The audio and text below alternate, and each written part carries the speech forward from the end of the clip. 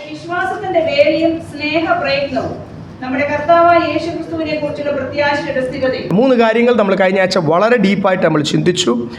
ഇവിടെ എഴുതിയിരിക്കുന്നത് the works of your faith, വിശ്വാസത്തിൻ്റെ വേല എന്ന മലയാളം ട്രാൻസ്ലേഷൻ എഴുതിയിരിക്കുന്നത്, ഇംഗ്ലീഷിൽ മൂലഭാഷയിൽ the works of your faith, നിൻ്റെ വിശ്വാസത്തിൻ്റെ പ്രവൃത്തി.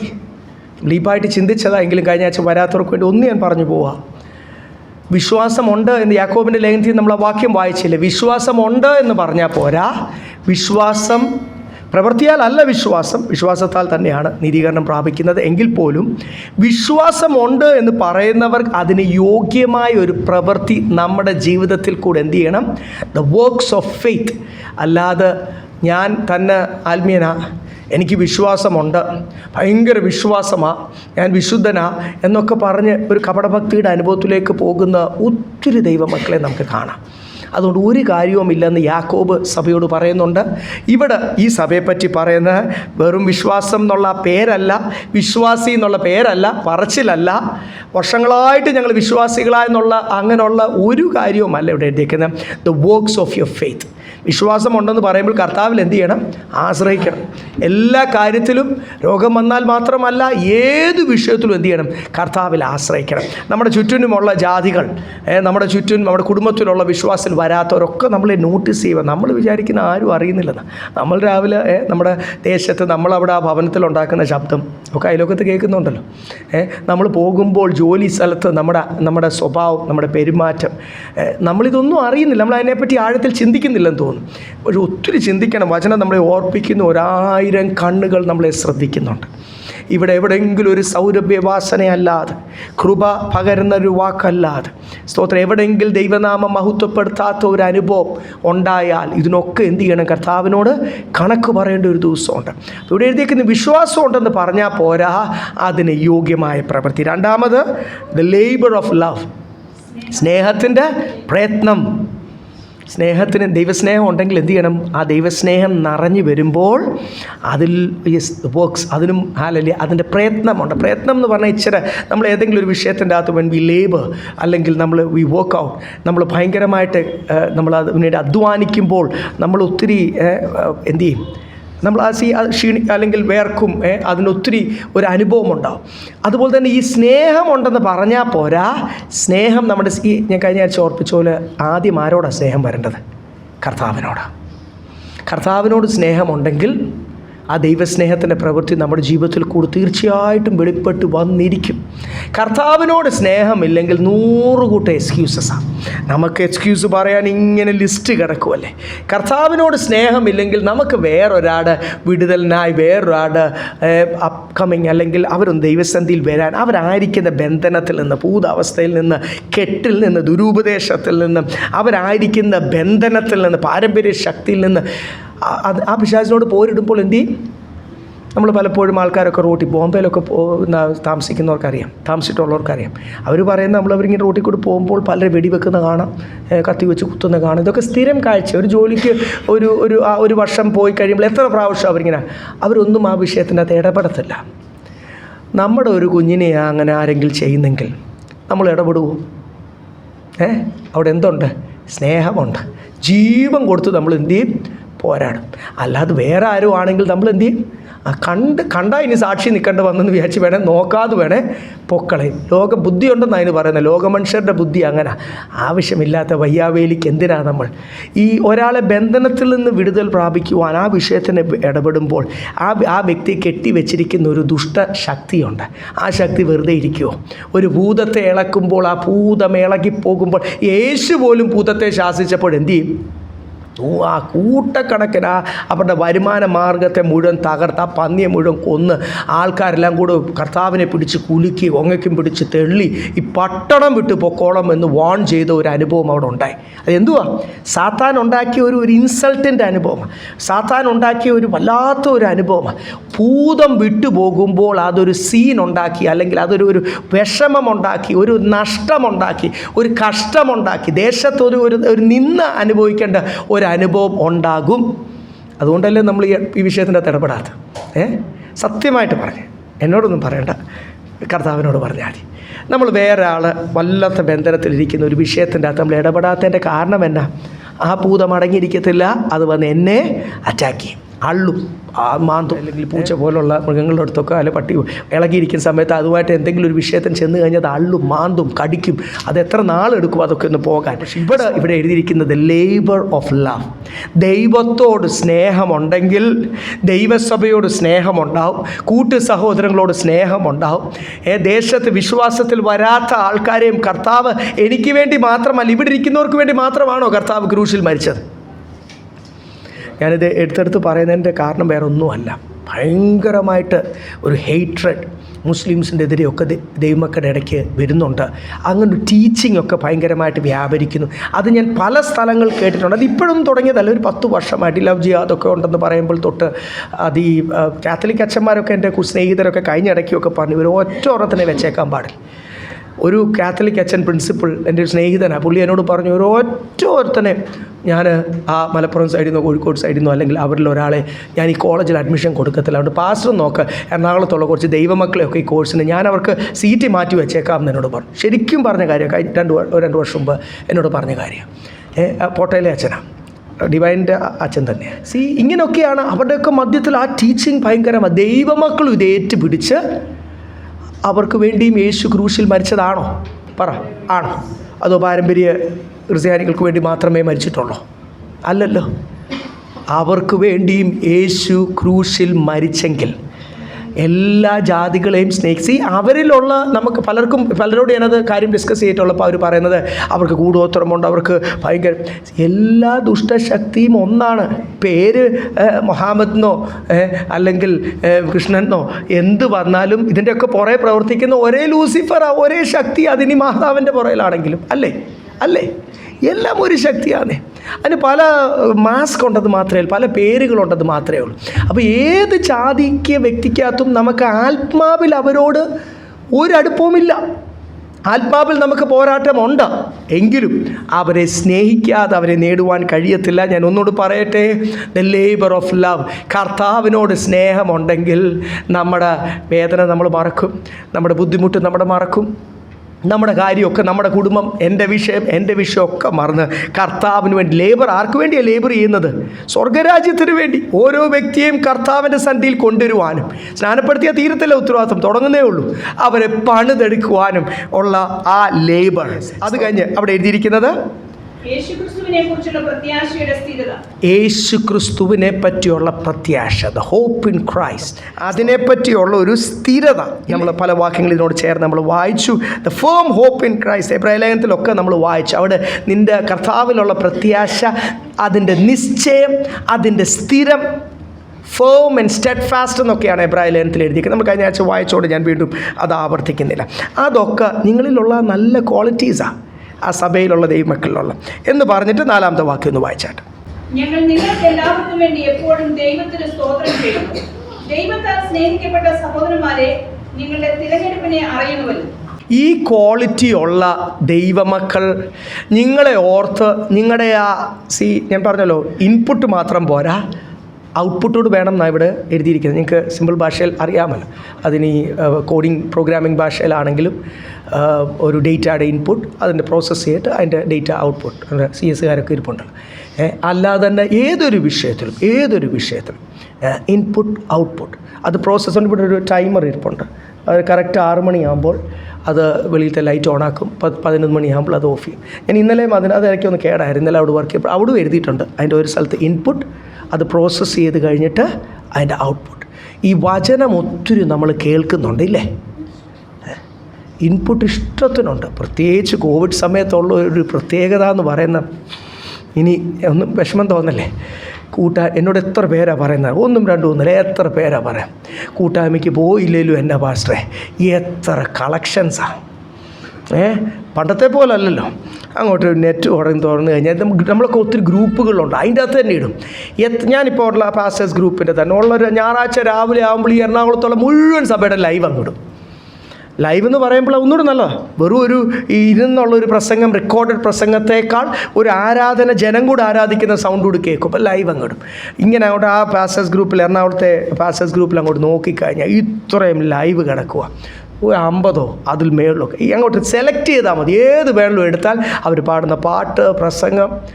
ഈ വീഡിയോ സ്ട്രീമിംഗ് ഒക്കെ കോവിഡിന് ശേഷം സാധാരണക്കാരും, പണ്ട് അഡ്വാൻസ് ആൾക്കാർ സ്കൈപ്പും ഒക്കെ തുടങ്ങിയ കാലത്തും അല്ല അതിൻ്റെ മുമ്പൊക്കെ ഉള്ള അവർക്കൊക്കെ അറിയത്തുള്ളായിരുന്നു. IT ഫീൽഡിലുള്ളവർക്ക് അറിയാം. ഇപ്പം കാണുന്ന എല്ലാ സാധാരണക്കാർക്കും ലൈവ് സ്ട്രീമിംഗ് അറിയാം. അത് ഭയങ്കര ഒരു ബെനിഫിറ്റായിട്ട് എടുത്തിരിക്കുക. ഇവിടെ എഴുതിയിരിക്കുന്നത് എന്തുവാ? നിങ്ങൾക്ക് നിങ്ങളുടെ തെരഞ്ഞെടുപ്പില്ലേ, ദൈവത്താൽ സ്നേഹിക്കപ്പെട്ട സഹോദരന്മാരെ, നിങ്ങളുടെ തിരഞ്ഞെടുപ്പിനെ അറിയുന്നുവല്ലോ. നിങ്ങളുടെ തെരഞ്ഞെടുപ്പ് നിങ്ങൾ അറിയുന്നുവല്ലോ. എത്ര വ്യക്തമായിട്ട് എവിടെ എഴുതിക്കുന്നത്? You know your election.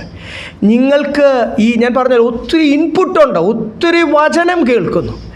ഈ 3-ാമത്തെ വാക്യത്തിൽ മുഴുവനും ആ സ്നേഹത്തിൻ്റെ പ്രവൃത്തി, വിശ്വാസത്തിൻ്റെ പ്രവൃത്തി, ക്രിസ്തുവിലുള്ള നിശ്ചയം, ആ പ്രത്യാശയുടെ നിശ്ചയം, ഇതൊക്കെ മറ്റുള്ളവർ കാണത്തക്കവണ്ണം ഒരു ഔട്ട്പുട്ട്, അല്ലെങ്കിൽ നമ്മളിൽ നിന്ന് ചില പ്രവൃത്തികൾ വെളിയിലോട്ടുണ്ടാകണം. അത് കണ്ടിട്ടാണ് ജനം അറിയേണ്ടത് നമ്മൾ സേവിക്കുന്ന കർത്താവ് ആരാ. നമ്മൾ സംസാരിക്കണം. നമ്മൾ ഒരു വിഷയം സംസാരിച്ച് തുടങ്ങുമ്പോൾ അത് യേശുവിലേക്ക് കൊണ്ടുവരുവാൻ, അത് കർത്താവിലേക്ക് കൊണ്ടുവരുവാൻ, അവർക്ക് മനസ്സിലാകുന്ന രീതിയിൽ അതിനെ ഒന്ന് പ്രസൻറ്റ് ചെയ്യുവാൻ നമുക്ക് അതിന് ഈ പറഞ്ഞ പോലുള്ള ആ ദൈവകൃപയുടെ നമ്മൾ പഠിക്കുന്ന വചനങ്ങളൊക്കെ അത് പ്രോസസ്സ് ചെയ്ത് അത് ഓരോരുത്തരോട് എങ്ങനെ സംസാരിക്കണം. എല്ലാ വ്യക്തികളോടും ഒരുപോലെ അല്ല, എല്ലാ ഹിന്ദുക്കളോടും ഒരുപോലെ അല്ല, എല്ലാ മുസ്ലിങ്ങളോടും ഒരുപോലെ അല്ല, എല്ലാ കാത്തലിക്സിനോടും യാക്കോബക്കാരോടും ഒരുപോലെ അല്ല. ഓരോ വ്യക്തിയെ ദൈവം സ്പർശിക്കുകയും ആ ഒരാഴ്ച ദൈവം എങ്ങനെ അവരോട് ഇടപെട്ടു എന്ന് അറിഞ്ഞ് വിവേചിച്ച് വേണം നമ്മൾ. അപ്പോൾ അവിടെയൊക്കെ എന്ത് വേണം? പരിശുദ്ധാത്മാവിൻ്റെ ഒരു ശക്തി. അതാണ് അടുത്ത വാക്യത്തിൽ നമ്മൾ ചിന്തിക്കാൻ പോകുന്നത്. 4-ാമത്തെ വാക്യത്തിൽ എഴുതിക്കുന്നു, പ്രിയ സഹോദരന്മാരെ, നിങ്ങൾക്ക് നിങ്ങളുടെ തെരഞ്ഞെടുപ്പ് അറിയാമല്ലോ. You know your election in the Lord എന്നാണ് ഇംഗ്ലീഷ് ബൈബിൾ എഴുതിയേക്കുന്നത്. You are elected. ഗ്രീക്കിലൊക്കെ അതിൻ്റെ മൂലഭാഷയിൽ എഴുതിയേക്കുന്ന എലക്ടോസ്, എലക്റ്റഡ് ഫോർ എ പേർപ്പസ്. ഒരു പ്രത്യേക ഒരു ദൗത്യത്തിന് വേണ്ടി കർത്താവ് പ്രത്യേകമായി തിരഞ്ഞെടുത്തിരിക്കുന്നത്. ഈ എലക്ടോസ് എന്നുള്ള പദം കൊലോസ്യലേഖനത്തിലൊക്കെ എഴുതിയിട്ടുണ്ട്. മലയാളം ബൈബിൾ അവിടെ വൃദ്ധന്മാരെ, അവിടും എലക്റ്റഡ്, ഇവിടും അത് തന്നെ എഴുതിയേക്കുന്നത്. You are elected by God. You know your election in the Lord. കർത്താവിലുള്ള നിൻ്റെ തെരഞ്ഞെടുപ്പ് നീ അറിയുന്നുവല്ലോ. എന്നെ തിരഞ്ഞെടുത്ത കർത്താവ് എന്നോട് ചോദിച്ചിട്ടാണോ? ചോദിച്ചാൽ നമ്മൾ ആരെങ്കിലും സമ്മതിക്കുമോ? കൊച്ചിലേ തൊട്ട് ഈ മല്ലൂസിന്, അല്ലെ മലയാളികൾക്ക്, അല്ലെ സൗത്ത് ഇന്ത്യൻസിനും ഇന്ത്യൻസിനും എല്ലാം കേൾക്കുന്ന ഒരു കാര്യമാണ്. നീ ആ വീട്ടിലെ പയ്യനെ കണ്ടില്ലേ, അവളെ കണ്ടില്ലേ, ഇവനെ കണ്ടില്ലേ, അവനേക്കാൾ എൻ്റെ കുഞ്ഞ് എന്ത് ചെയ്യണം? ഇത് പറയാത്ത പേരൻസ് ഉണ്ടോ? ജാതികൾ പറഞ്ഞോട്ടെ, നമ്മളതാണോ പറയേണ്ടത്? കുഞ്ഞേ, യുവർ എലക്ഷൻ. നമ്മൾ നമ്മുടെ കുഞ്ഞുങ്ങളോട് എന്തോ പറയണ്ടേ? നിന്നെ തിരഞ്ഞെടുത്തവർ. ഞാൻ എൻ്റെ മക്കളോട് എല്ലാ ദിവസവും ഓർപ്പിക്കും, ഇന്നലെയും ഓർപ്പിച്ചു. അവിടെ എനിക്കിത് പ്രാഗൽഭ്യമായിട്ട് ശുശ്രൂഷിക്കാം.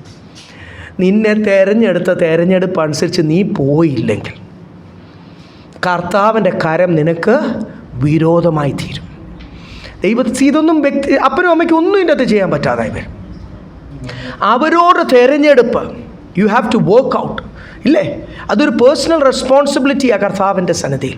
അവിടെ വേറെ ഒന്നുമല്ല ഓർപ്പിക്കേണ്ട. മറ്റവരെക്കാൾ നമ്മൾ കൊച്ചിലേ തൊട്ട് ഡോക്ടറാണ്, എഞ്ചിനീയർ ആണ്, അല്ലെങ്കിൽ എന്തെങ്കിലും ഒരു പ്രൊഫഷൻ, മറ്റുള്ളവർ പണം ഉണ്ടാക്കുന്ന എന്തെങ്കിലും ഒരു കാര്യം, മറ്റുള്ളവരെക്കാൾ ലോകത്തിൽ എന്ത് ചെയ്യണം? ലക്ഷങ്ങൾ മാസം കൈകാര്യം ചെയ്യുന്ന ഒരു വ്യക്തിയായി തീരണം എന്നൊക്കെ പറയുമ്പോൾ ഇവിടെ സഭയോട് പറയുക, നിങ്ങൾക്ക് നിങ്ങളുടെ തിരഞ്ഞെടുപ്പ് അറിയാമല്ലോ. നമ്മളെ ആരെയും, എന്നെ തിരഞ്ഞെടുത്ത് എന്നോട് ചോദിച്ചിട്ടല്ല, ചോദിച്ചാൽ നമ്മൾ ആരും വിട്ടുകൊടുക്കത്തില്ല. നമ്മുടെ ഒരു പെർമിഷനും വേണ്ട കർത്താവിനെ തിരഞ്ഞെടുക്കുക. Whether you like it or not, നിങ്ങൾക്ക് ഇഷ്ടമാണെങ്കിലും അല്ലെങ്കിലും ഗോഡ് ഇസ് ചോസൺ യു. ഇനി ഒരൊറ്റ മാർഗമേ ഉള്ളൂ. അത് താഴോട്ട് വരുമ്പോൾ നമുക്കത് വ്യക്തമാകും. താഴോട്ട് വരുമ്പോൾ അത് നമുക്ക് വ്യക്തമാകും. നീ കർത്താവിൻ്റെ ആ തിരഞ്ഞെടുപ്പ് അനുസരിച്ച് നീ നിന്നാൽ, സ്തോത്രം, ദൈവം നിന്നെ മുൻപോട്ട് എല്ലാ വിഷയത്തിലും സഹായിക്കുകയും ദൈവ സ്വർഗരാജ്യത്തിന് പ്രയോജനമുള്ള രീതിയിൽ കർത്താവ് നിന്നെ മെനയും. ഹീസ് എ പോട്ടർ ഇല്ലേ, ഒരു കുശവന. കർത്താവ് എന്ത് ചെയ്യും?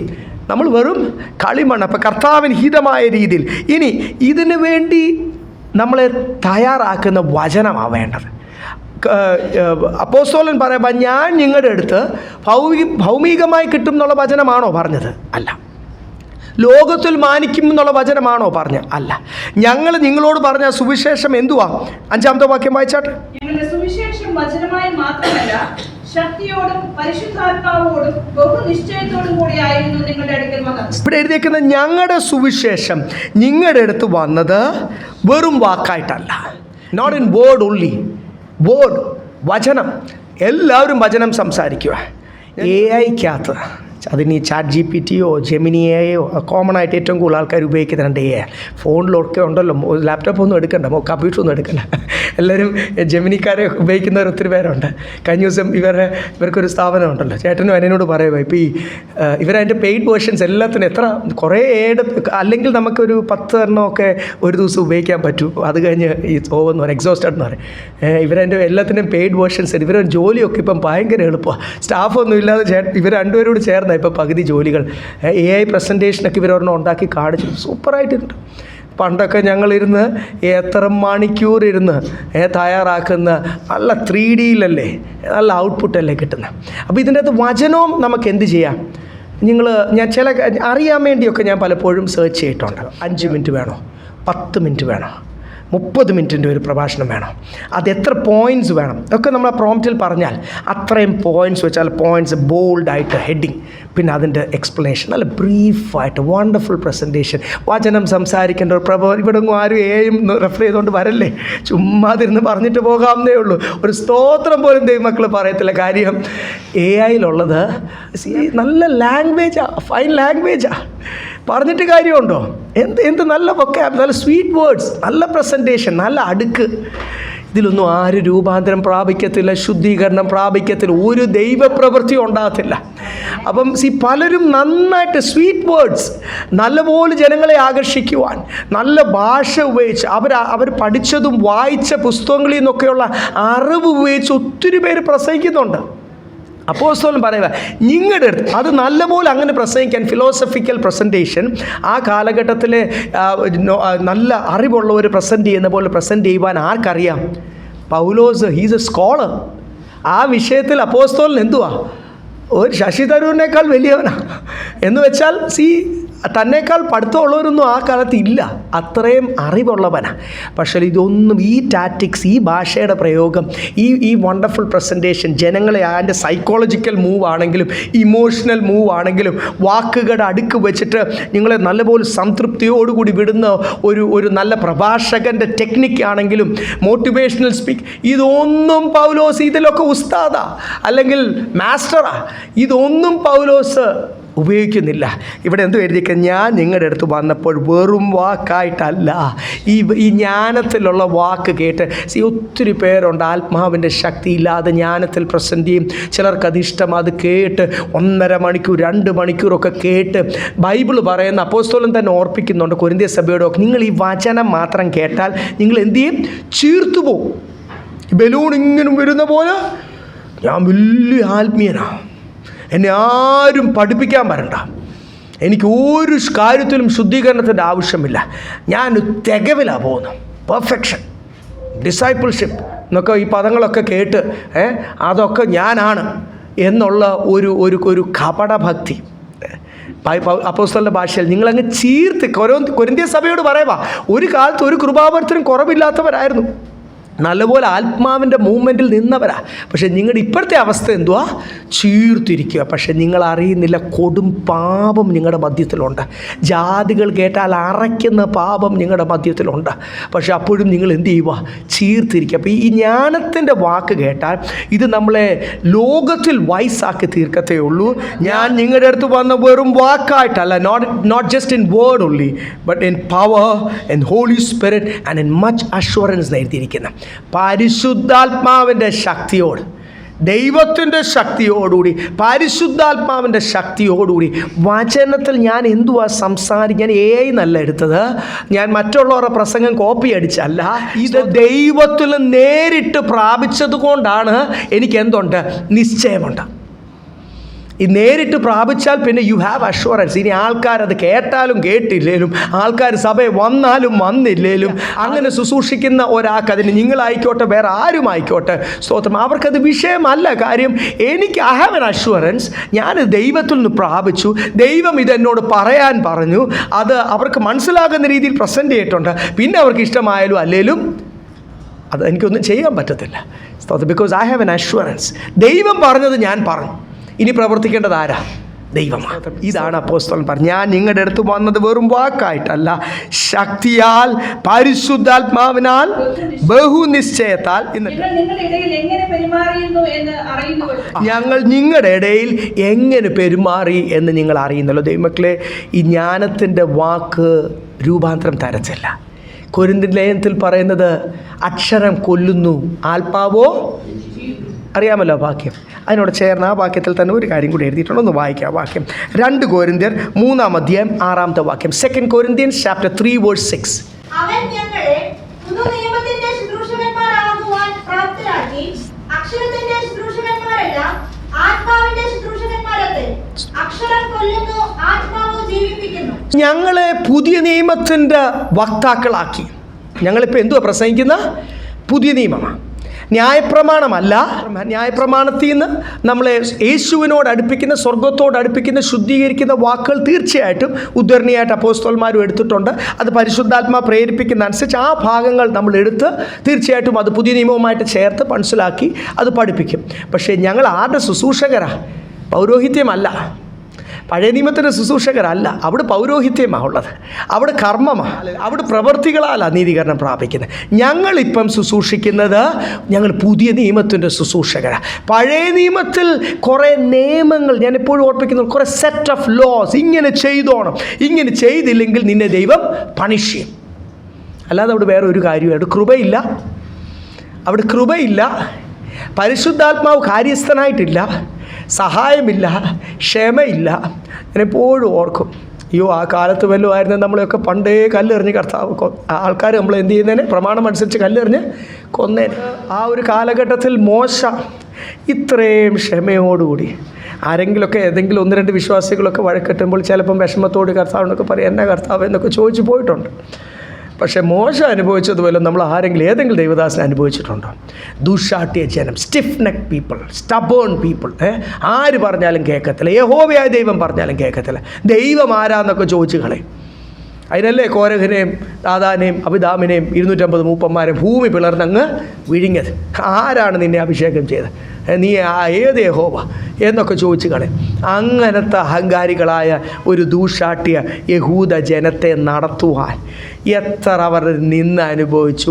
നിന്നെ ആരാടാ, നീ ഏതാടാ എന്നൊക്കെ ചോദിച്ച് മോശയെ ചോദിച്ച് നിന്ദിച്ച ആൾക്കാരുടെ മധ്യത്തിൽ കൃപയോടുകൂടി ശുശ്രൂഷിച്ച് അവസാനം താനൊന്ന് ഒത്തിരി ക്ഷമയുള്ളവനെ ഒത്തിരി ക്ഷമിച്ചിരുന്നു, ഒന്ന് പൊട്ടിത്തെറിച്ചു പോയി.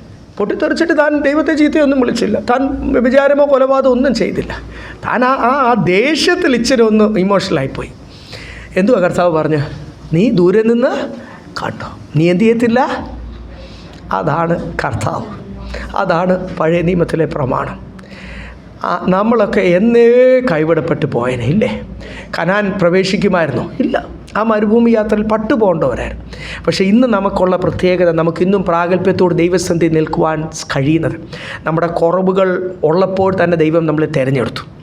സ്തോത്രം. ഭൂമിക്ക് അടിസ്ഥാനം എടുത്തു നമ്മുടെ കുറവുകളെ കർത്താവ് കവർ ചെയ്ത്, നമ്മൾ തികവ് പ്രാപിക്കാത്ത ഏരിയകൾ പിശാച് അറ്റാക്ക് ചെയ്യാതെ കൃപയാൽ പൊതിഞ്ഞ് ഇന്ന് എന്നെയും നിങ്ങളെയും ദൈവം വിശുദ്ധരെന്ന് എണ്ണി ദൈവസന്നിധിയിൽ വിശുദ്ധിയിൽ നിലനിർത്തി നമ്മുടെ ഉള്ളിൽ ദൈവത്തിൻ്റെ പരിശുദ്ധാത്മാവ് വസിക്കുന്നതിനാൽ, കർത്താവിൻ്റെ ദൈവ സാന്നിധ്യം നമ്മുടെ ഉള്ളിലുള്ളതിനാൽ ഇന്നും നമ്മളെ തള്ളിക്കളയാതെ പ്രിയ മക്കൾ എന്ന് വിളിക്കുന്ന ആ ഒരു ദൈവത്തിൻ്റെ കൃപയുണ്ടല്ലോ, അതിവിടെ മാത്രമേ ഉള്ളൂ.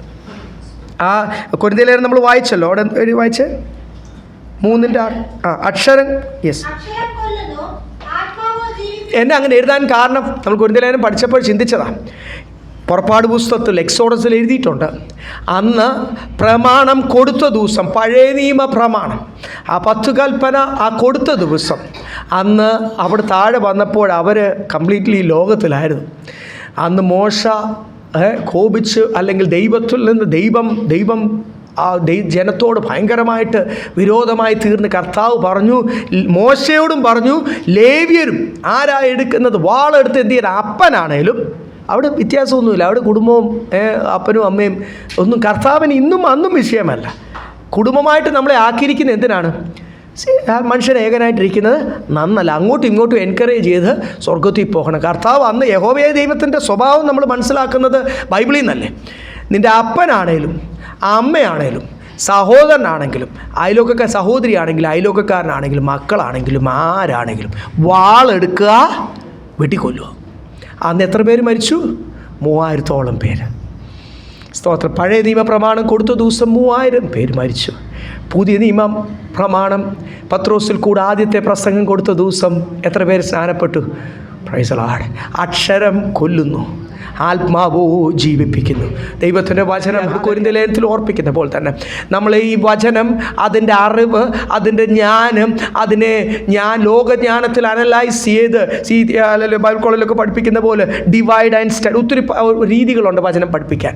Divide and study, use a concordance, അല്ലെങ്കിൽ അങ്ങനെ ഇങ്ങനെ എന്നൊക്കെ പറഞ്ഞ് അവരതിനെ ഡിവൈഡ് ചെയ്ത് ഹെഡിങ് ഇട്ട് എത്ര ജ്ഞാനത്തിൽ നമ്മൾ വചനം ധ്യാനിച്ചാലും ഒരു ദൈവപ്രവൃത്തിയും ഉണ്ടാകത്തില്ല ദൈവമക്കളെ. പക്ഷേ ഒരു വചനം വായിക്കുമ്പോൾ ദൈവം നിങ്ങൾക്കൊരു ആലോചന തന്ന് അതുമായിട്ട് നമ്മൾ ദൈവസന്നിധിയിൽ എഴുന്നേറ്റ് ശുദ്ധിയുള്ള അതരത്തോട് എഴുന്നേറ്റ് നിൽക്കുമ്പോൾ പരിശുദ്ധാത്മാവ് തക്ക സമയത്ത് നിന്റെ നാവിൽ തരും എന്ത് സംസാരിക്കണം. അത് നീ പോലും അറിയാതെ കേൾക്കുന്ന വ്യക്തിയോട് ഒരു പ്രവചനമായിരിക്കും. സ്തോത്രം. അല്ലാതെ 2 അന്യഭാഷ പറഞ്ഞിട്ട് പ്രവചനം പറയുക, അന്യഭാഷ ട്രാൻസ്ലേറ്റ് ചെയ്യുക മാത്രമല്ല പ്രവചനം.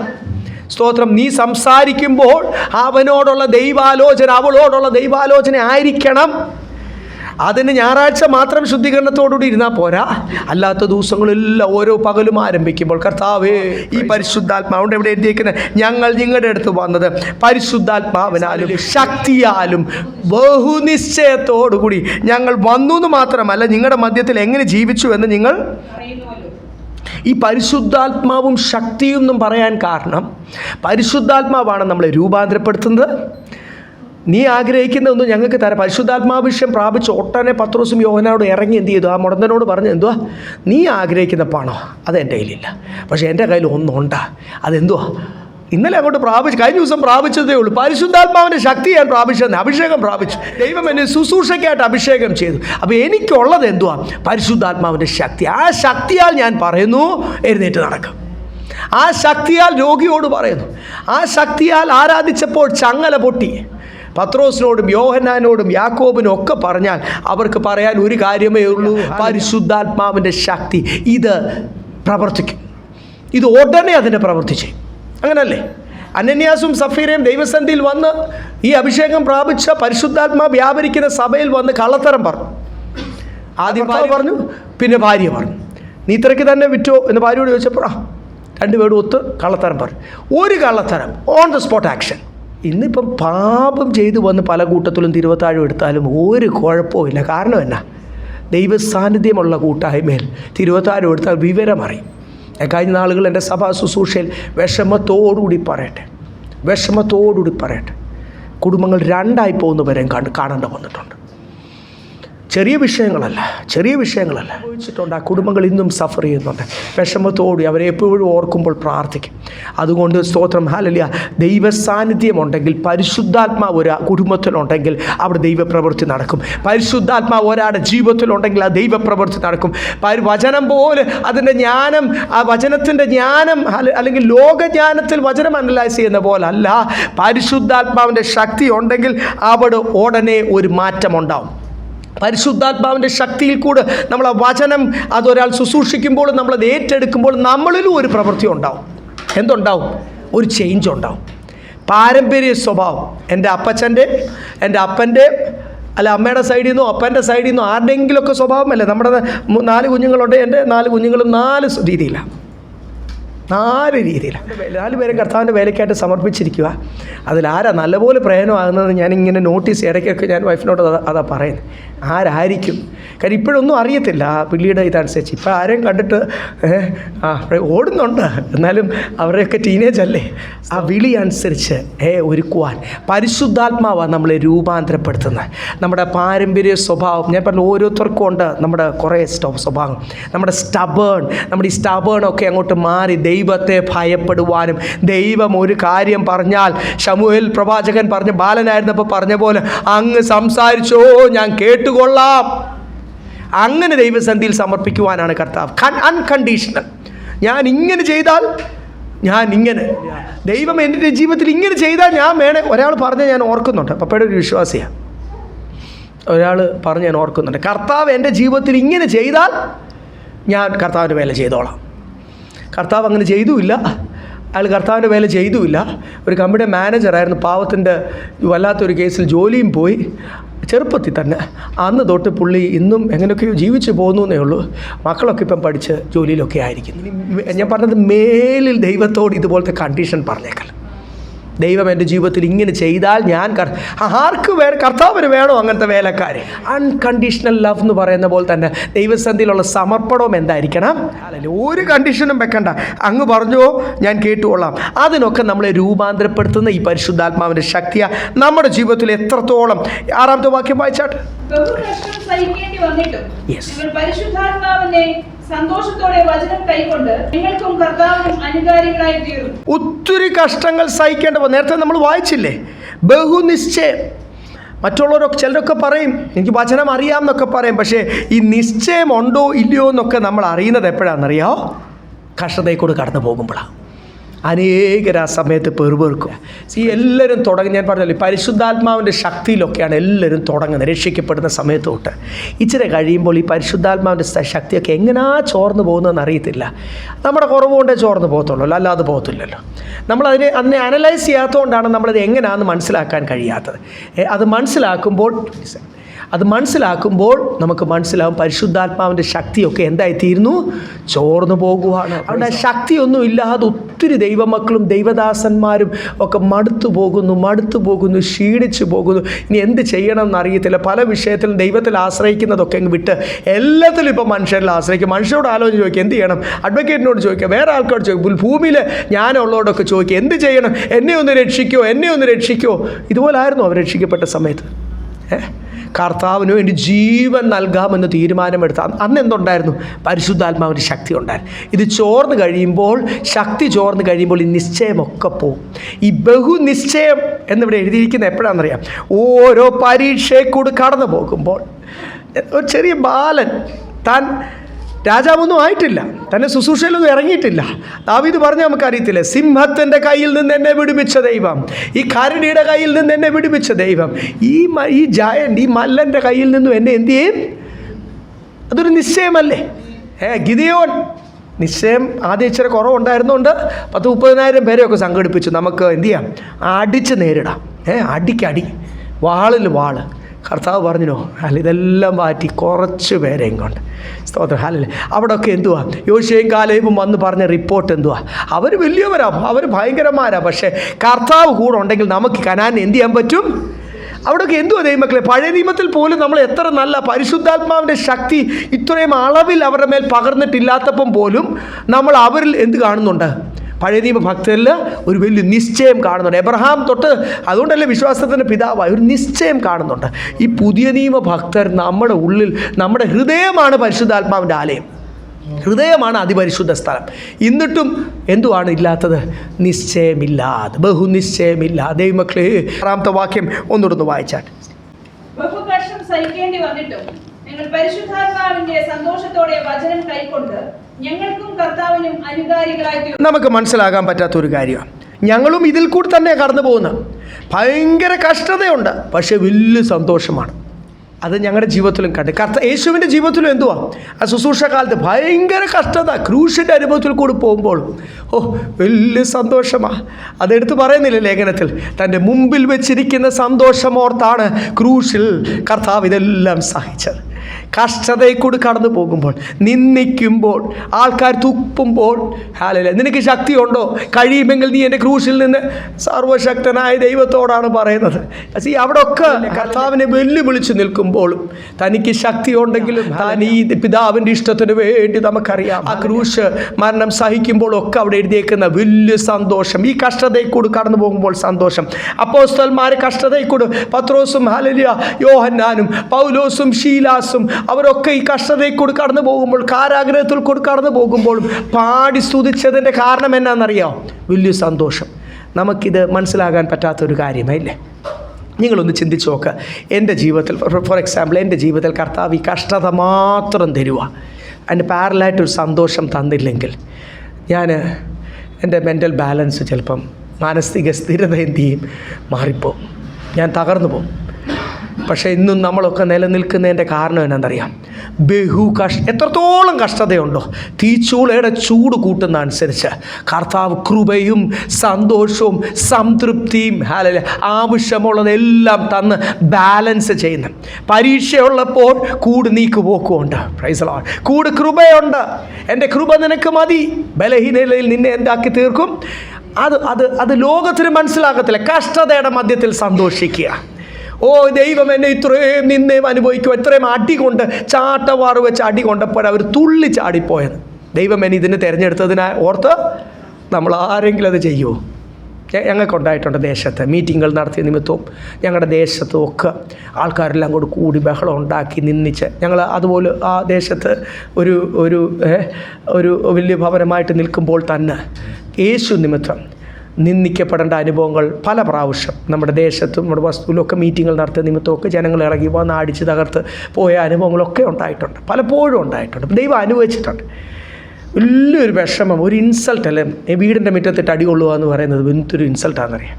അങ്ങനെ ദൈവം അനുവദിക്കുമ്പോഴും ഒന്നും പറയാൻ പറ്റില്ല. ഞങ്ങളും പണ്ട് ഭയങ്കരന്മാരായിരുന്നു, പക്ഷേ ഇപ്പോൾ എന്ത് ചെയ്യാനാ? ക്രിസ്തുവിന് വേണ്ടിയാണ്. അപ്പം അങ്ങനെ നിന്ന് അനുവദിക്കുമ്പോഴും അറിയത്തില്ല, പെട്ടെന്ന് വലിയ വിഷമത്തോടു കൂടിയാണ് നമ്മൾ വീടിൻ്റെ അകത്തോട്ട് പോകുന്നത്, മുറിക്കകത്തോട്ട് പോകുന്നത്. വലിയ നമ്മളെ ഹൃദയം അറിയാത്തൊരു സന്തോഷവും ഒരു സമാധാനവും ഒരു 100 കോടി 1000 കോടി കിട്ടിയ ഒരു സന്തോഷം കർത്താവ് ഉള്ളിൽ തരും. സ്തോത്രം. അപ്പോൾ ഇവിടെ എന്ത് നമ്മൾ വായിച്ചേ? 6-ാമത്തെ വാക്യത്തിൽ അവിടെ എഴുതിയിരിക്കുന്നത്, have received the word which much affliction but with joy of the Holy Spirit എന്ന് എഴുതിയിരിക്കുന്നത്. ഭയങ്കര കഷ്ടത, അതോടുകൂടി തന്നെ എന്തുവാ? പരിശുദ്ധാത്മാവിൻ്റെ സന്തോഷം. കഷ്ടതയുടെ മധ്യത്തിൽ കർത്താവ് തരുന്ന ഒരു പരിശുദ്ധാത്മാ. അപ്പോൾ പരിശുദ്ധാത്മാവിൽ കൂടി ശക്തി ലഭിക്കും, പരിശുദ്ധാത്മാവിൽ കൂടി ദൈവപ്രവൃത്തി നടക്കും, പരിശുദ്ധാത്മാവിൽ എന്ത് ചെയ്യും? വലിയ സന്തോഷം നമ്മുടെ ജീവിതത്തിൽ ലഭിക്കും എന്ന് പറഞ്ഞിട്ടാണ് 7-ാമത്തെ വാക്യം. വിശ്വസിക്കുന്നവർക്ക് എല്ലാവർക്കും മാതൃകയായി തീർന്നു. അവർക്ക് ഈ കാര്യം ശരിക്കും മനസ്സിലായി. ഞാൻ പറഞ്ഞില്ലേ, ഒത്തിരി ഇൻപുട്ട് ഉണ്ട്, ഒത്തിരി വചനം കേൾക്കും, അതനുസരിച്ച് ജീവിതത്തിൽ ഔട്ട്പുട്ട് അല്ലെങ്കിൽ രൂപാന്തരം പ്രവൃത്തിയില്ല. നമ്മളതനുസരിച്ച് നമ്മുടെ കാഴ്ചപ്പാട് മാറുന്നില്ലെങ്കിൽ ഒരു പ്രയോജനമില്ല. തെസ്സലോനിക്ക സഭയെപ്പറ്റി സന്തോഷമായിട്ട് പറയുക, നിങ്ങൾ മക്കദോനിയ ദേശത്ത്, ഇതൊരു വലിയ പട്ടണം, മാസഡോണിയൻ സിറ്റീസ് അല്ലെ മക്കദോനിയ പട്ടണങ്ങൾ, അക്കായി പട്ടണങ്ങൾ, ആ ഒരു ലൈക്കസ് നദി അല്ലെങ്കിൽ മെഡിറ്ററേനിയൻ നദിയുടെ തീരത്ത് ഉള്ള ആ പട്ടണങ്ങൾ, ഒത്തിരി സിറ്റീസ് ഉണ്ട്. അവരൊക്കെ വിശ്വാസത്തിൽ വന്നു, അവിടെയൊക്കെ കൊച്ചു കൊച്ചു സഭകളുണ്ട്. ആ മക്കദോനിയ പട്ടണത്തിലെ ദൈവമക്കളുടെ മധ്യത്തിലും ജാതികളുടെ മധ്യത്തിലും ദേശവാസികളുടെ മധ്യത്തിലും മക്കദോനിയ അക്കായി പട്ടണങ്ങളുടെ മധ്യത്തിൽ നിങ്ങൾ ഒരു വലിയ മാതൃകയായി തീർന്നു. പാലാരിവട്ടത്ത് മാത്രമല്ല, കലൂര് മാത്രമല്ല, കൊച്ചിയിലോ വടുതലയിലോ ചോറ്റാനിക്കരയിലോ എവിടൊക്കെയാണ്, ഓരോ ദേശത്ത് ഓരോ രാജ്യത്തൊക്കെ താമസിക്കുക. നിങ്ങൾ താമസിക്കുന്നിടത്ത് മാത്രമല്ല, ആ ഒരു പ്രോവിൻസിൽ, ആ ഒരു സ്റ്റേറ്റിൽ തന്നെ നിങ്ങൾ എന്തായി തീർന്നു? വലിയ മാതൃകയായി തീർന്നു. എക്സാമ്പിൾസ്. മാതൃകയായി തീരണമെങ്കിൽ ഞാൻ എൻ്റെ വീട്ടിൽ ഇരുന്ന് മുറിക്കകത്തിരുന്ന് ഫാനും കൂട്ടിയിട്ട് ലേസി ഇട്ടിട്ട് അതിൻ്റെ അകത്ത് ഇരുന്നാൽ പറ്റത്തില്ല. മാതൃകയായി തീരണമെങ്കിൽ എൻ്റെ മാതൃക, എൻ്റെ ജീവിതത്തിൻ്റെ ഔട്ട്പുട്ട് അത് ജനം അറിയണമെങ്കിൽ ഞാൻ എന്ത് ചെയ്യണം? ജനത്തിൻ്റെ മധ്യത്തിലോട്ടൊന്ന് ഇറങ്ങണം, ഇല്ലേ? ഞാൻ എൻ്റെ വീട്ടിലും ഇരുന്ന് മുറിക്കകത്തിരുന്ന് ആ കോവിഡ് സമയത്തൊക്കെ എനിക്ക് ഒത്തിരി ഓൺലൈൻ മീറ്റിങ്സ് ഉണ്ടായിരുന്നു കേട്ടോ, ഒത്തിരി ഉണ്ടായിരുന്നു. പല രാജ്യങ്ങൾ ശുശ്രൂഷു. നമ്മൾ ആമേൻ പറയും, ഞാൻ പിന്നെ വേറെ ഒന്നും അതിൻ്റെ അക്കൗണ്ടോ ഡീറ്റെയിൽസോ ഒന്നും കൊടുക്കാനൊന്നും നിൽക്കത്തില്ല. ആമേൻ പറയും, ഞാൻ അവിടെ ഓഫ് ചെയ്യും. പിന്നെ അടുത്ത കൂട്ടർ വിളിക്കാൻ ശുശ്രൂഷിക്കും, ഞാൻ പിന്നെ ശുശ്രൂഷിക്കും. നമുക്ക് വേറെ ചിലവൊന്നുമില്ല, നമ്മൾ മുറിക്കകത്തിരുന്ന് നമ്മൾ ശുശ്രൂഷിക്കുന്നു. ഞാനിപ്പോൾ എൻ്റെ മുറിയിലിരുന്ന് ഞാൻ അവിടെ തന്നെ ഇരിക്കുവാന്ന് വെച്ചോ, ഇന്നും എനിക്ക് ഈ ദേശവാസികളുടെ മധ്യത്തിൽ ഞാനിപ്പോൾ 12 വർഷമായി ദേശത്തായിരിക്കും. നമുക്ക് ആരെ എന്നെ ഈ ദേശത്തെ അറിയാവുന്നവരെല്ലാം എന്നെ പാസ്റ്റായിട്ട് അറിയുന്ന എൻ്റെ ജീവിതം അവർക്കറിയാം. ദൈവനാമം ദുഷിപ്പിക്കുന്ന അനുഭവമൊന്നും ഈ ദേശത്തുണ്ടാക്കുവാൻ ഒന്നും ദൈവം എന്നെ അനുഭവിച്ചിട്ടില്ല. അതുകൊണ്ട് സ്വന്തം കൃപയോടുകൂടി സാക്ഷ്യത്തോട് നിൽക്കുന്നു. ഞാൻ ഈ ദേശത്തിൻ്റെ മധ്യത്തിൽ ഈ നേരത്തെ പറഞ്ഞില്ലേ, ലേബർ ഓഫ് ലവ്, ദൈവസ്നേഹത്തിൻ്റെ പ്രവൃത്തി, വിശ്വാസത്തിൻ്റെ പ്രവൃത്തി, എനിക്ക് ക്രിസ്തുവിലുള്ള പ്രത്യാശ, ഈ ബഹുനിശ്ചയം ഒക്കെ, ഈ പ്രവൃത്തികളൊക്കെ ഒന്ന് അത് വെളിപ്പെടുമ്പോൾ ഞാൻ ആൾക്കാരോട് ഇടപെടണം, ആൾക്കാരെ സഹായിക്കണം, അവരുടെ ആവശ്യത്തിന് അവരുടെ കൂടെ നിൽക്കണം. എന്നാൽ മാത്രമേ ഞങ്ങൾ പലപ്പോഴും എവിടെ ആര് പഞ്ചർ ഒട്ടിക്കുന്ന കണ്ടാൽ, കഴിഞ്ഞ ദിവസം ഒരിടത്ത് ഒരു വണ്ടി ഭാര്യയും ഭർത്താവും ഇരുന്നിട്ട് വീൽ അഴിക്കാൻ എങ്ങനെയാണെന്നൊക്കെ നോക്കിക്കൊണ്ടിരിക്കുമ്പോൾ ഞങ്ങളവിടെ നിർത്തി. ഞങ്ങൾ ഇവർക്കൂടെ ട്രെയിനിങ് കൊടുക്കണമല്ലോ, 2 എണ്ണത്തിനെയും വിളിച്ചു. ഞാൻ ചെയ്തില്ല, ഇവരെ കൊണ്ട് ചെയ്യിപ്പിച്ചു. ടയർ അഴിപ്പിച്ചു, പഞ്ചർ ഒട്ടിപ്പിച്ചു, എല്ലാം കഴിഞ്ഞിട്ട് ആരെങ്കിലും ഹെൽപ്പ് ചെയ്ത് കഴിയുമ്പോൾ നമ്മൾ പറയണം, കർത്താവിൻ്റെ വേലയിലാണ്, പാസ്റ്ററായിട്ട് വിടാം, അല്ലെങ്കിൽ ഞാനൊരു വിശ്വാസിയാണ്. ഞാൻ ഓർക്കുന്നു, ഒരു സഹോദരൻ തൻ്റെ എതിരെ വലിയൊരു കേസ് ചെയ്തിട്ട് സ്റ്റേഷനിൽ ചെന്ന് പറഞ്ഞു, ഞാനൊരു വിശ്വാസിയാണ്, എനിക്ക് ഒരു കേസുമില്ല. ഇവിടെ ഇരിക്കുന്ന പലരും അങ്ങനെ ചെയ്തിട്ടുണ്ട്, ഞങ്ങളുടെ കുടുംബത്തിലും അങ്ങനെ ചെയ്തിട്ടുണ്ട്. അതുകൊണ്ട് ഞാൻ ഓർക്കുന്നു, സ്തോത്രം, നമ്മളൊരു സ്റ്റേഷനിലാൽ എന്തൊരു കാര്യം, എനിക്ക് കംപ്ലൈൻ്റ് ഇല്ല, കാരണം എന്തുവാ, I am a believer, I have forgiven him. ആ വ്യക്തിയോട് ഞാൻ എന്ത് ചെയ്തു, ക്ഷമിച്ചു, എനിക്ക് പ്രശ്നമില്ല എന്ന് പറയുമ്പോഴാണ് നമ്മുടെ ദൈവസ്നേഹം വെളിപ്പെടുന്നത്. ഈ ദിവസങ്ങൾ ദൈവമക്കളെ ഓരോ ഞായറാഴ്ച വിശ്വാസി മാത്രം പോരാ, ഞായറാഴ്ച വിശ്വാസം വെളിപ്പെട്ടാൽ പോരാ. ഞായറാഴ്ച വെളിപ്പെടാനല്ലല്ലോ, നമ്മൾ ദൈവസന്നിധിയിൽ അങ്ങോട്ടും ഇങ്ങോട്ടും എൻകറേജ് ചെയ്യുവാനും ദൈവത്തിൽ നിന്ന് വീണ്ടും അടുത്ത ഒരാഴ്ചത്തേക്കുള്ള ശക്തി പ്രാപിക്കുവാൻ ആരാധനയ്ക്ക് വരുന്ന അല്ലേ.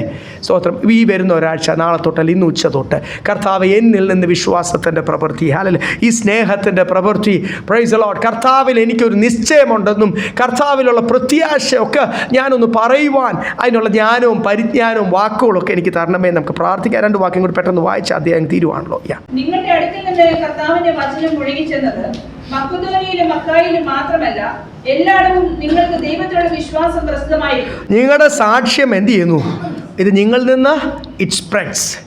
ഒരു ദൈവനാമം ദുഷിപ്പിക്കുന്ന അനുഭവം ഉണ്ടായാൽ അതും സ്പ്രെഡ് ചെയ്യും. ഞാനിത് പറഞ്ഞു, ഒത്തിരി ദൈവദാസന്മാരെയും കുടുംബങ്ങളെ ഓർത്ത് പ്രാർത്ഥിക്കണം. അവർ ശുശ്രൂഷയിൽ മുന്നിട്ട്, ബാറ്റിൽ ഫീൽഡ് മുന്നിട്ട് നിൽക്കും, ഏറ്റവും കൂടുതൽ അറ്റാക്ക് കിട്ടും. അല്ലെങ്കിൽ ശുശ്രൂഷയിൽ കണ്ടിന്യൂസ് ആയിട്ട് നിന്നുകൊണ്ടിരുന്നില്ലെങ്കിൽ അവർ ഡിസ്റ്റർബ്ഡ് ആയി തീരാനൊക്കെ ചാൻസസ് ഉണ്ട്. അതുകൊണ്ട് ഇവിടെ എഴുതിയേക്കുന്ന നിങ്ങൾ എക്സാമ്പിൾസ് ആയി തീർന്നത് ഈ ദേശത്തല്ല, അടുത്ത ദേശത്തും അടുത്ത ദേശത്തും അടുത്ത ദേശത്തും നിങ്ങളെപ്പറ്റി ഈ സാക്ഷ്യം കേട്ട് ഇന്ന് കൊച്ചി പട്ടണത്തിൽ വരെ ഈ തെസ്സലോനിക്ക സഭയെപ്പറ്റി നമ്മൾ പോലും ഓർത്ത് ദൈവത്തെ മഹത്വപ്പെടുത്തുന്നു ഇല്ലേ. ആ നല്ല സാക്ഷ്യം ഇറ്റ് സ്പ്രെഡ്സ്. അവിടെ ആർക്കാ മഹത്വം ഉണ്ടാകുന്ന? തെസ്സലോനിക്ക സഭയിലെ വിശ്വാസികളുടെ ഒന്നും പേരറിയത്തില്ല, പക്ഷേ അവരുടെ ക്രിസ്തുവിലുള്ള സ്നേഹവും ക്രിസ്തുവിലുള്ള വിശ്വാസവും ക്രിസ്തുവിൻ്റെ ക്രിസ്തുവിലുള്ള പ്രത്യാശയും ബഹുനിശ്ചയമാണ്. സ്തോത്രം. നമ്മുടെ ജീവിതത്തിലും 9ഉം 10ഉം വായിച്ചങ്ങ് നിർത്തിവിടാം. ഞങ്ങൾക്ക് നിങ്ങളുടെ അടുക്കൽ എങ്ങനെയുള്ള പ്രവേശനം സാധിച്ചുവെന്നും ജീവനുള്ള സത്യദൈവത്തെ സേവിപ്പാനും അവൻ മരിച്ചവരുടെ ഇടയിൽ നിന്ന് ഉയർപ്പിച്ച തന്റെ പുത്രനും വരുവാനുള്ള കോപത്തിൽ നിന്ന് നമ്മെ വിടുവിക്കുന്നവനുമായ യേശു സ്വർഗത്തിൽ നിന്ന് വരുന്നത് കാത്തിരിപ്പാനും നിങ്ങൾ വിഗ്രഹങ്ങളെ വിട്ട് ദൈവത്തിങ്കിലേക്ക് എങ്ങനെ തിരിഞ്ഞു വെക്കുന്നു അവർ തന്നെ പറയുന്നു. അവരുടെ സാക്ഷ്യം തന്നെ പറയുന്നു, അവരെങ്ങനെ വിഗ്രഹങ്ങളിൽ നിന്ന് തിരിഞ്ഞ് ജീവനുള്ള ദൈവത്തെ, ആ രൂപാന്തരത്തിൻ്റെ ഒരു സാക്ഷ്യം. എൻ്റെ ജീവിതത്തിൽ യേശു എനിക്ക് തന്ന ഒരു മാറ്റം. ഞാൻ പണ്ട് ഇങ്ങനായിരുന്നു, ഞാനിപ്പോൾ ഇങ്ങനായി. നിങ്ങളെ ന്യായവിധിയിൽ നിന്ന്, നിത്യ നരകത്തിൽ നിന്ന് വിടുവിച്ച് കർത്താവിൻ്റെ മണവാട്ടിയായിട്ട് ശുദ്ധീകരിച്ച് ദൈവത്തിന് യോഗ്യമായിട്ട് നിങ്ങളെ ആക്കി തീർത്ത ഒരു സാക്ഷ്യം അവർ തന്നെ പറയും. ദൈവമക്കളെ, നിങ്ങളിൽ കൂടെ അങ്ങനെ ഒരു മാറ്റം ഉണ്ടായല്ലോ. അത് ഈ അപ്പോസ്തലന്മാരുടെ പ്രവൃത്തി ശുശ്രൂഷ നിമിത്തമാണല്ലോ. ആ ഒരു മാറ്റം ദൈവം ആഗ്രഹിക്കുന്നു. നമ്മൾ ആരോടൊക്കെ ഇടപെടുന്നു, അവരെ വിഗ്രഹാരാധനയിൽ നിന്ന് അന്ധകാരത്തിൽ നിന്ന് തിരിഞ്ഞ് സ്തോത്രം സത്യദൈവത്തെ ആരാധിക്കുവാൻ ഈ കാലഘട്ടത്തിൽ അത്ര ഈസി ഒന്നുമല്ല. ഞാൻ പറഞ്ഞല്ലോ, ഒത്തിരി ഇങ്ങനെ കാണുന്നൊക്കെ കേൾക്കുന്നുണ്ട്, ദൈവമക്കളുടെ ഇടയ്ക്കുള്ള കുറവുകൾ കേൾക്കുന്നുണ്ട്. അപ്പോൾ നമ്മളൊരു കാര്യം, ഒരു വചനം പറഞ്ഞ് അവർക്കൊരു 1000 കാര്യങ്ങൾ അതിനെതിരെ പറയുവാൻ ഇങ്ങോട്ട് ഉണ്ട്. അവർ പറയുന്നതൊന്നും നമ്മളെക്കാൾ കൂടുതൽ റിസർച്ച് ചെയ്യുന്നുണ്ട്. അവർ പറയുന്നതൊന്നും അസത്യവുമല്ല, അതൊക്കെ സത്യമാണ്. ചിലപ്പോഴൊക്കെ നമ്മുടെ വായ എന്ത് ചെയ്യും, അടഞ്ഞു. എങ്കിലും അത് സാത്താൻ്റെ ഒരു പദ്ധതിയാണ് അല്ലേ. നമ്മളൊരു കാര്യം കർത്താവിനെ ഒന്ന് പ്രസൻറ്റ് ചെയ്യുമ്പോഴത്തേക്ക് കുറേ പേരുടെ കുറവും കുറ്റവും ഇങ്ങോട്ട് പറഞ്ഞ് അതവിടെ സുവിശേഷൻ്റെ വാതിൽ അടയ്ക്കുക. Praise Lord. ആ കുറവുണ്ടായവർക്കൊക്കെ വലിയ ന്യായവിധി ഉണ്ടാവും, അത് വേറെ കാര്യം. ദൈവനാമം ദുഷിപ്പിച്ചതും സുവിശേഷത്തിൻ്റെ വാതിൽ അവരുടെ ജീവിത നിമിത്തം അടയുവാൻ കാരണമായ ദൈവമക്കളോടുള്ള ദൈവത്തിൻ്റെ പ്രവൃത്തി അത് നീതിമാനായ ദൈവം ചെയ്തോളും, നമ്മൾ അതിൻ്റെ തേടേണ്ട ആവശ്യമില്ല. പക്ഷേ ഒരു സാത്താൻ്റെ പ്രസൻറ്റേഷൻ ഭയങ്കര ജ്ഞാനത്തിലാണ്. നമ്മൾ പറയാൻ പോയത് പോലും ചിലപ്പോൾ നമ്മുടെ മനസ്സിൽ നിന്ന് മാറ്റിക്കളയും. അതുപോലെ അവരിങ്ങോട്ട് കാര്യങ്ങൾ സംസാരിക്കുമ്പോൾ അതിൻ്റെ മധ്യത്തിലും ഫോക്കസ്ഡായി നിന്ന് നമുക്ക് പ്രസൻറ്റ് ചെയ്യാൻ ആരെയാ? മനുഷ്യരെ അല്ല നോക്കേണ്ടത്, ആരെയാ? ക്രിസ്തുവിനെ നോക്കുവാൻ, കർത്താവിൻ്റെ മഹത്വം ഒന്ന് പറയുവാൻ, കർത്താവിൻ്റെ സൗന്ദര്യം ഒന്ന് വർണ്ണിക്കുവാൻ. Hallelujah. Let us behold his beauty. Hallelujah. let us magnify his name. കർത്താവിൻ്റെ ആ പേര് ഒന്ന് മഹത്വപ്പെടുത്തുവാൻ, അത് എന്നിൽ കൂടെ, അതെൻ്റെ കുടുംബത്തിൽ കൂടെ, അതെൻ്റെ ജോലി സ്ഥലത്ത്, അത് ഞാൻ താമസിക്കുന്ന ദേശത്ത് യേശുവിനെ എന്നിൽ കൂടെ ഒന്ന് ഹല്ലേലൂയ ഒന്ന് വർണ്ണിക്കുവാൻ എത്രത്തോളം നമുക്ക് പറ്റുന്നു. അതിനുവേണ്ടിയാണ് എന്തുവാണ്? പരിശുദ്ധാത്മാവും ശക്തി. ഞാൻ പറഞ്ഞല്ലോ, വചനം മാത്രം അതിൻ്റെ ജ്ഞാനത്തിൽ കേട്ടോണ്ടിരുന്നു കഴിഞ്ഞാൽ ചീർത്തു പോകും, നമ്മൾ കപടഭക്തിയിലായിപ്പോവും, ഹിപ്പോക്രൈറ്റ്സ് ആയിപ്പോവും. സ്തോത്രം. അതുകൊണ്ട് വചനം മാത്രമല്ല, പരിശുദ്ധാത്മാവിൻ്റെ ശക്തിയിൽ ഒരുപോലെ. ഇനി പരിശുദ്ധാത്മാവിലുള്ള ആരാധന മാത്രമായിട്ടും കാര്യമില്ല, വചനത്തിൽ നിശ്ചയം വേണം. അല്ല, അതുകൊണ്ട് വചനത്തിലും പരിശുദ്ധാത്മാവിൻ്റെ ശക്തിയിലും അതിൽ നമുക്കൊരു നിശ്ചയം വേണം. We have A teacher, A wonderful teacher. അല്ല, ആരാണ് നമ്മുടെ ടീച്ചർ? പാസ്റ്ററൊന്നുമല്ല, പാസ്റ്ററും പഠിച്ചുകൊണ്ടിരിക്കുന്നേ ഉള്ളൂ. ആരാണ് നമ്മുടെ ടീച്ചർ? പരിശുദ്ധ. നമുക്കൊരു ഗൈഡുണ്ട്, ഒരു കാര്യസ്ഥനുണ്ട്. നമ്മളെ കൈക്ക് തളർന്നിരിക്കുമ്പോഴും ക്ഷീണിച്ചിരിക്കുമ്പോഴും ഒറ്റയ്ക്കൊന്നും അല്ല, ദൈവത്തിൻ്റെ മൂന്നാം വ്യക്തിത്വമാകുന്ന പരിശുദ്ധാത്മാവും ദൈവം തന്നെയാണ് ബൈബിൾ പറയുന്നില്ലേ? പരിശുദ്ധാത്മാവും ദൈവം നമ്മളെപ്പോഴും വഴി നടത്തട്ടെ. ഓരോ ചെറിയ വലിയ തീരുമാനങ്ങൾ പോലും നമ്മൾ തീരുമാനമെടുക്കാതെ അവിടെ എല്ലാം പരിശുദ്ധാത്മാവ് നമ്മളെ ഗൈഡ് ചെയ്യട്ടെ. ദൈവം നമ്മളെ സഹായിക്കട്ടെ. നല്ല